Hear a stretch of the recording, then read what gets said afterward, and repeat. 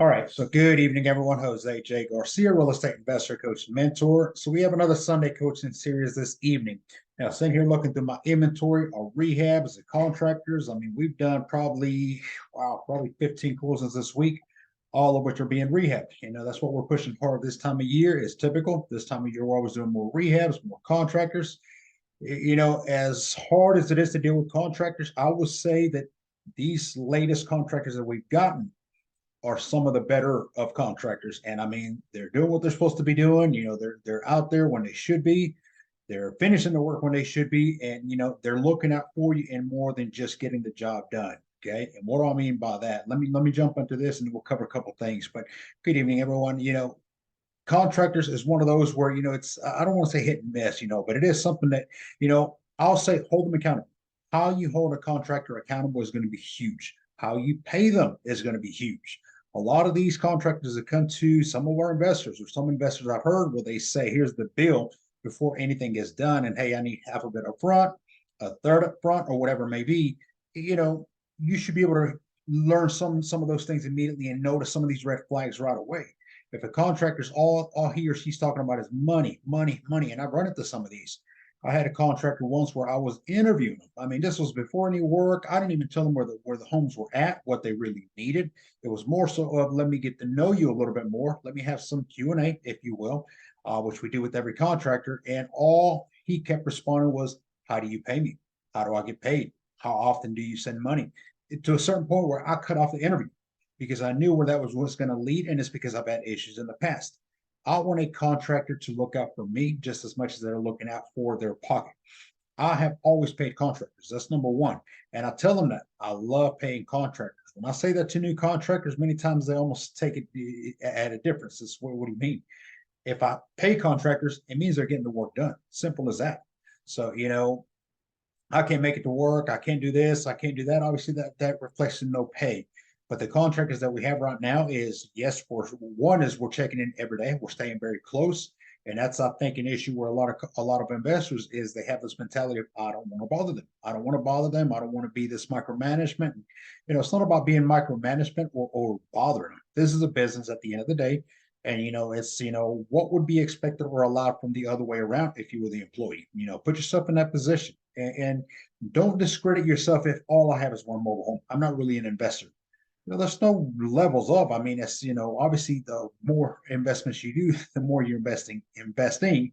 But as long as you have one, you're an investor. So take that as serious as it is because it is a business. It's a business at the end of the day. These contractors are knocking these homes out. I mean, left and right, and I'm loving it. I mean, we're turning some of these homes in a week. This past week, we turned four mobile homes in 1 week. One of them is still being finished. I'm thinking first thing by tomorrow morning, we should finish up the final touch-ups, the cleanups, and then we're going to jump into another one in the same park. And we're getting more and more in these areas. And two of those already closed as well. So the market is there, no doubt. But I'm sitting here looking through my inventory and so much more inventory to come. If you follow our Let's Do Deals every Tuesday, 7 p.m. EST time, you'll notice that obviously we pitch deals, the best off-market deals out there, which any of you can invest. GMHU students, first dibs. I always say that. But it's like, how can I coach somebody? How can I add the most value? Because that's what we're here for. That's what we do these coachings. This coaching here is free. It's value. Anything I say on here that'll benefit you is a value. So that's what we're doing. And it's always we're bettering our product. Anything I run into, any issues, and makes me better the next time around. And when you learn from somebody, from whether it's for me as a mentor, as a coach, or somebody else who's already doing it, is you get to eliminate some of the stress, the headaches, and you get to just move a little quicker. First year around when I started investing, it took me a year to do 10 mobile homes. That was my goal. I wanted to do 10 mobile homes, and it was a solid year of what I did. I was exhausted by December. I mean, it was just done. Now, part of that was that I was doing rehab. So no doubt was I physically, mentally drained all the way around. But it just seemed like, it just took time, obviously. But, those were my early stages beginning. And a lot of that, I credit to the fact that it's got me where it does. But, it's like, a year, it took me a year and 10 homes were there. That was great. And a lot of people thought that was impressive. It is what it is. I did not because I felt like I spun the wheel a lot.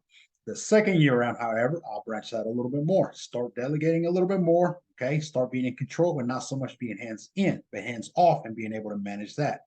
In less than 3 months, I had an additional 10 mobile homes. Now, how is it that 1 year, it took me an entire 12 months to get in? I mean, when I say 12 months, I mean, the last one just seemed like it just stretched out.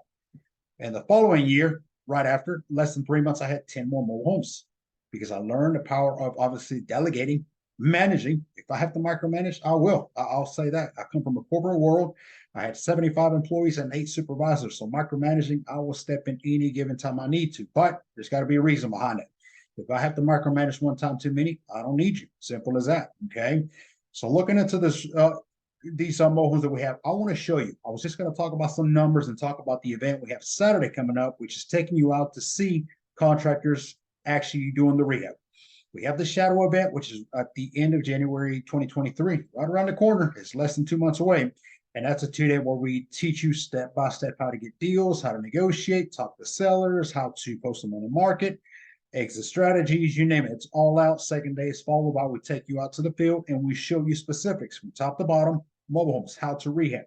And even though we bring a contractor, there's always questions, Q&As, and that sort of thing, interaction. Obviously, it makes it for best education. But being able to go out and actually see a contractor doing the work, okay, that's going to put a whole different meaning of it too. So what I've decided is I'm going to take y'all to see my top crews. This is coming up Saturday.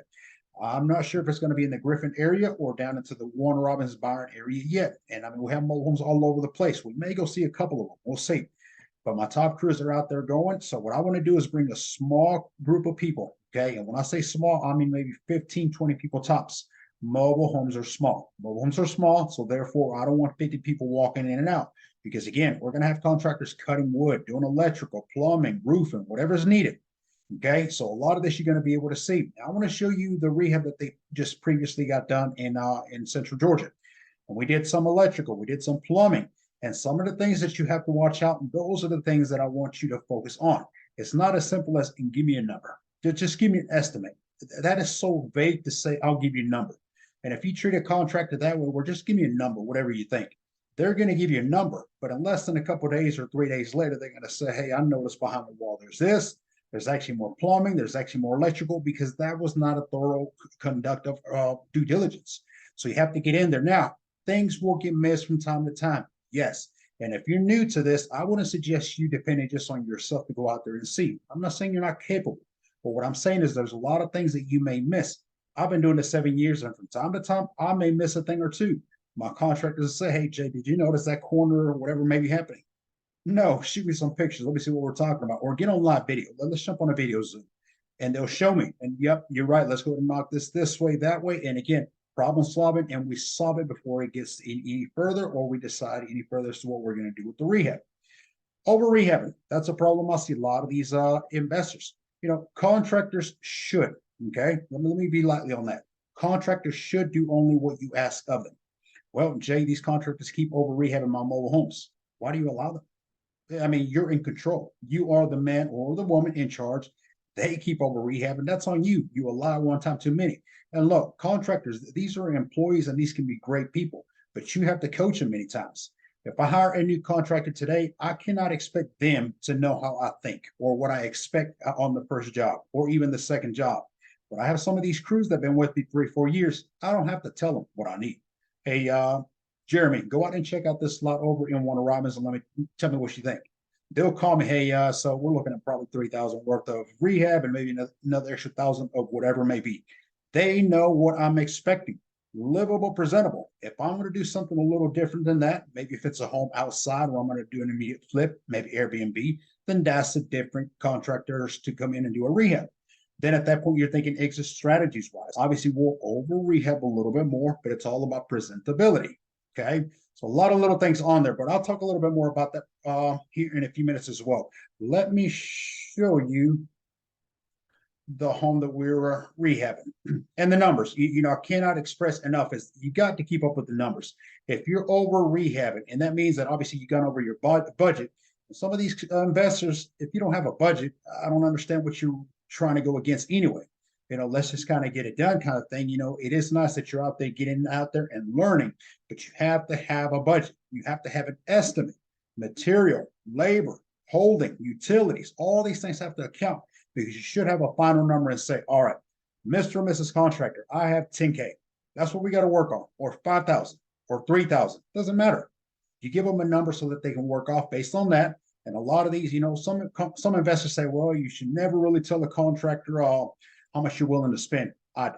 I'm pretty transparent because I want them to know very clear up front. Well, this is a transparency. When they run into issues, the same thing is I don't want them to band-aid it up.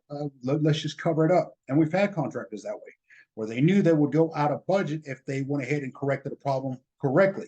So what do? They try to cover it up. I came in and found it. Now we got a problem, right? Because if I don't come in and review this issue, guess who is going to find that issue? The first person that comes in and reviews the mobile home, whether to rent it or to buy it, they're going to see that problem. And, some of you investors, I see you on here, you'll know what ghosting means. It means they don't call you back. There's a problem. There's a problem with the mobile home, and obviously you need to address. So here's the first one we'll review, and it's only one mobile home we'll go over, okay? So electrical. This mobile home had, it was tempered by electric, no doubt. Here's some of the wires that were already put back, but you could tell it was more from the previous resident. Obviously, they got evicted. And, that's common when a resident gets evicted. They are not very friendly. They're not very happy. So they'll destroy the home as best as they can. We've had some, I'm not going to share what they try to do with the sink once upon a time, but, they'll destroy the home nevertheless. So what they did in this home with the electrical is they pulled all the wires. They cut them, but they actually didn't strip the walls. It was minimal what they did in the main bedroom where the breaker panel box is at. So we were able to come in and put all breakers and wires and just kind of put it back together. It took some time, obviously, because you got to figure out where each wire goes to. We did have to add an extra breaker because we did upgrade a couple things while we're at it. So, again, you take these things accordingly. And, you have to come up with a budget before you start the rehab. I'll figure it out as I go along. That's a problem. That's a big problem. That's how we see investors go way out of budget. If I come into this mobile home and there would have been a lot more electrical that would have been needed to be done, I would have said that's not for us. I'm not going to deal with it because I'm talking about putting an entire new electrical across the mobile home. Most contractors are not going to say, hey, I'll figure it out. I'll see where all these wires go to. If there's one too many wires missing, they're going to say, I'm not messing with these wires. I'm going to create a fire. So what I'm going to do is I'm going to eliminate them, but I want to put brand new wiring all throughout the mobile home. Now you're talking $2,000-$3,000 worth of wiring. So tell me now from that standpoint, is this still a deal of an investment? Yes or no? And if it is, then have at it. Maybe you got the mobile home for free. And if you did, maybe still a deal. Okay. But we got the electrical here. I'll zoom in slightly. I know I'm sharing screen to screen, so y'all just bear with me. But here's where we started putting it together. Some of the walls on here, and of course the panel once they were done. So it checked out. Everything works, everything looks good. So all in all, we spent about close to 500 on this. Okay, breakers, wires, and a few other things we needed just on material. So the budget in itself from the contractors, that's we had it all in one. So and I pay my contractors by the job. So that's another thing we'll cover here in a few minutes. Okay, but here's one of the most expensive. Yes, electrical. If it has to be entirely rewired, yes, it can be one of the biggest expenses. Lumber, okay, back up, go figure, right? It went up, it went down. Jesus, one of these plywood sheets a while back, it was almost $100 per sheet, almost $100. It was taking us almost $500 per bedroom to replace new lumber. So that was no cakewalk by any means at that point. But luckily the prices have lowered. But again, keep up with these things. You have to know this, and anywhere you can buy in bulk, do it. Okay, unless you're doing one mobile home rehab and never another one, I would say you need to be getting in bulk. Here is the worst bedroom mobile mall, which we had to tear all the particle board. Horrible. Do not replace particle board with more particle board, guys. It's terrible stuff. I don't know why they use it. Does not weigh any lighter, and price wise, I think it's about the same. I don't even look at what particle board is. I don't want that stuff. Because that stuff swells up when it gets wet. If it gets moisture from either above or under, it'll swell up like a sponge and it'll fall through. And that's what you're seeing on here. Okay, so we cut out what we did not need and we fixed it with real plywood. That's what I want to see. I don't like that the contractors left that top right corner like that. I would have got rid of that, but they do a good job. So I don't question what they do, not this crew anyway. Okay, it's solid. I can walk through and I don't feel like it's jumpy, jiggly, or squeaky. That should not be happening. Those are problems. Okay. Here's another picture of it as well from another corner. Okay, the opposite of skylight would be floor light. That's not supposed to be happening. So we addressed that as well. Insulation from the bottom, resealed it, new lumber, and we put it back together. And that's actually the if you can see to the right there, that is wires from the breaker box as well. So these are more beginning stages. Okay, so you can kind of see where it was all torn. Let's see if you can see. Yes, maybe I can see some of those wires in the bottom there. So that's where they were all yanked out. Couldn't even tear those all apart equally, right? Too much work to do that, I guess. Here's from the inside, more in the living room area. I decided to keep that wall the same. I'll show y'all what that wall looks like. It's not brick. It looks like brick, but obviously there's no brick inside of a mobile home. So okay, and a couple little sections that need to be cut out. This is what I want to see. When a contractor goes in to replace little sections in the floor, I'm not going to replace an entire floor. If there's a small section in the floor that needs to be addressed, preferably if it's already lumber anyway, cut out the section that's damaged and replace that. I don't need to replace an entire floor, and it's not going to happen. A lot of contractors will suggest that.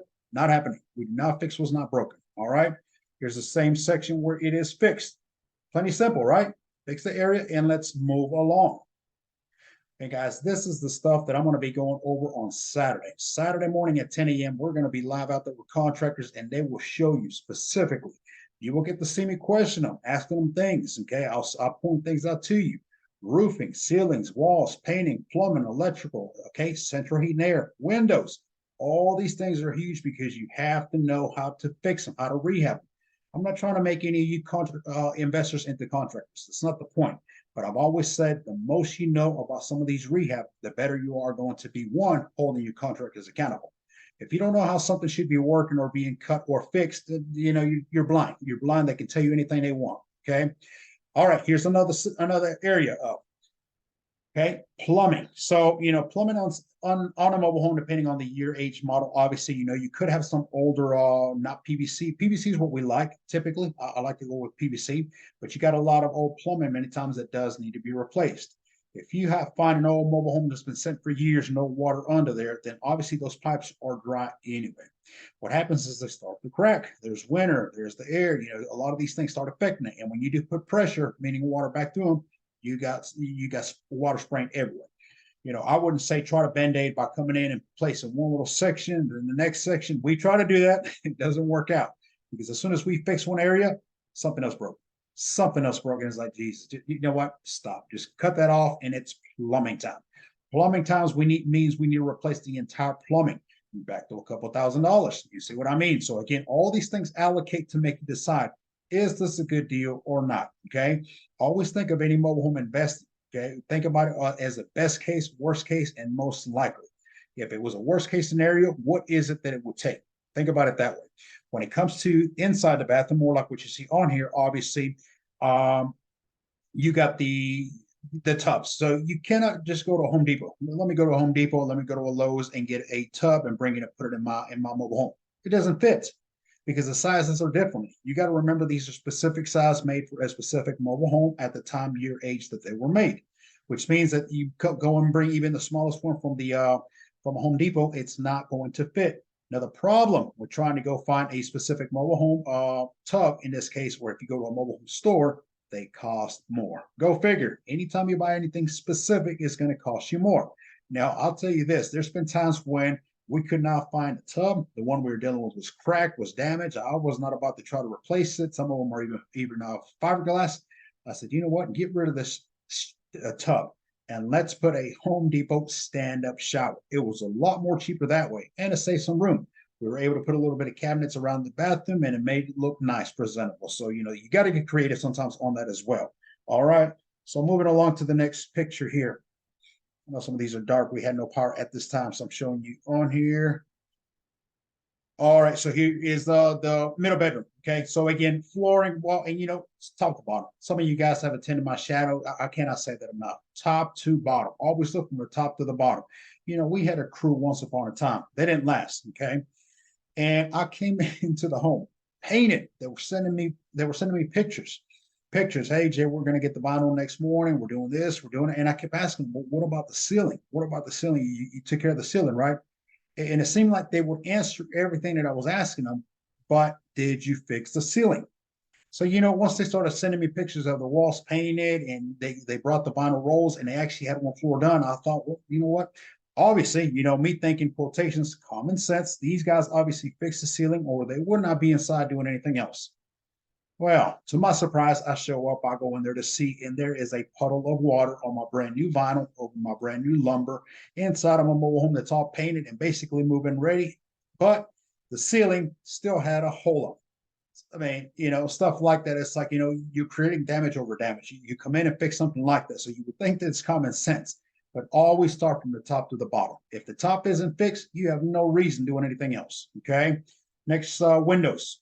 Yet again, if I go out and I buy a specific of anything, let's say, hey, give me a specific window for this, and I don't replace windows, by the way. This here, what you see, the whole frame, I would not take this apart. A mobile home of this year, this age, if you take this apart, you are going to create a lot of issues. You've heard of houses settling, right? That means a house has been sitting there for a while and they start to pack a little bit more, settle down. Even though mobile homes are mobile, meant to be transported, they do settle quite a bit. And if you come in and you start taking all these little bolts off and you take this window, by the time you bring another one, hey, it doesn't fit because these walls might have dropped just a little bit, enough to cause you some issues. Not to mention, now you're going to have leaking going around. You're going to have to reseal all kinds of problems. We do not replace window frames. We replace window glass. Okay. And if you look at on here, I'm giving you all kinds of tips. I don't know I was going to get real specific with it, but that's all right. We'll go with it. Right here around this edge, you can measure from right here to the bottom of right here, and the same to right here. You break away the previous window, which is obviously no good, or whatever is left of it. You clean it up and you go to a local Ace or Lowe's and you can buy a window the size of what you need. 15, 20 bucks. That's it. You get you some of that Gorilla silicone. That's what I like to use, the Gorilla silicone, and you put around the window, which is going to seal it. You put the window back up on it, it ain't going nowhere. I'll tell you that now. And you got yourself a $20 brand new window. Can't beat that. Okay. Too many tips. I'm going way deep in it. That's what happens when you're used to coaching. I'm used to giving all kinds of secrets. That's all right. So Saturday, join me Saturday. You want to see some of this stuff in action? Like I said, we'll be taking apart. I might even let some of y'all cut some of that lumber. Help me out. Okay. Help my contractors. They're tired. That's what they said tonight. Jay, we're tired. Well, Christmas is near. Let's finish up. So let me just show y'all some of these more final pictures on here. So here's the kitchen that's getting better. Here's cabinets. We didn't replace any of those. Kept all the cabinets. They were solid. We repainted them, made them look good, presentable. Okay, more of these pictures. What's going on with my head? We go. Okay, and we had a small leak in the ceiling, also towards the kitchen. So we fixed that, sanded it down, put sheetrock. Here's more of the tub once it's finishing steps, and here's more of a finished look. So here's the kitchen, the cabinets, a little bit more. Zoom in, there we go. Here's the wall that I was talking about. So earlier, remember I told you that brick wall, we kept it nice and clean. This is what I like to see, presentability. And look, it's a mobile home at the end of the day. Don't forget that, but it does not mean it has to be a junker. Don't be a slumlord. I hate that word, okay? But do things correctly and accordingly, because somebody does want to live here. And that's what's going to happen is the better you have a presentability, the more and quicker the homes are going to sell. All right, let me get off of this. 1 second, stop sharing. All right, so I hope that helps. Rehabbing, numbers, everything. When it comes to mobile home investing, not just the rehab, it's a numbers game. It is a numbers game. If the numbers don't check out, don't invest in it. Sometimes the best deal is the one you didn't jump on. If I'm going to pass up on this one, it's for a reason. I see investors pushing, well, it's kind of a good deal. And if I don't do this and if I don't do that, it might work out. Business is not about a might or a maybe. Okay. It's got to check out. Best case, worst case, and most likely. Okay. There's going to be a lot of surprises many times. And like I said, 7 years into it, I still get many times when I get a surprise where, Jay, we got more behind the walls. That's a whole different problem we're getting into on there. So then we got to go in and address it. You fix the problem. I give myself a cushion. Always give yourself a cushion of X amount of money. If I have a total of, let's say, $5,000 for a rehab, that's material, holding, utilities, etc. I want to say, let me go ahead and do another $1,500 or $1,000 just in case I need it. I don't think so, but if something pops up, maybe 1,000 or 1,500 is not enough, but it's a cushion. Most times than not, I don't need it. Then it's a bonus. That's a beautiful thing. I didn't need to use my cushion. Okay. But you always try to think in those terms. So let me see. I thought about stand-up shower. Absolutely. Use stand-up showers. Most people like those anyway. Well, you do have some people though that say, hey, I have small kids. They want a bath. So you just kind of think on that one as well. But they do make some stand-up showers now where it's almost like partially a little tub-like. It's tall enough where it can't hold some water. So TJ got on late. TJ, that's all right though. You joined us. That's okay. Before the thing, absolutely. Yes, Chandler, absolutely. That's what we're here for. This Saturday coming up. Yep, Saturday at 10 a.m. And if you cannot join us live in person, I get it. Some of you can't travel. Some of you already got pre-plans for Christmas. Maybe you're already focusing on that.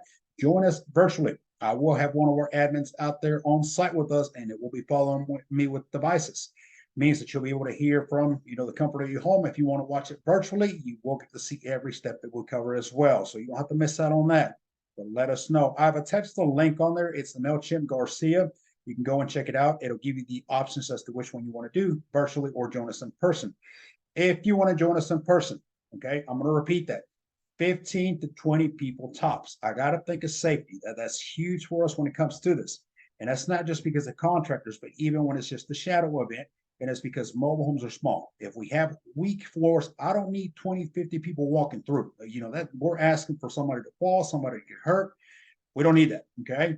The fact that there's going to be contractors cutting stuff in there and working on electrical, on plumbing, on the ceilings, on the roofs, I got to be very careful on the about. So I'm thinking more around 15 people as tops as to what we're going to allow to come out there.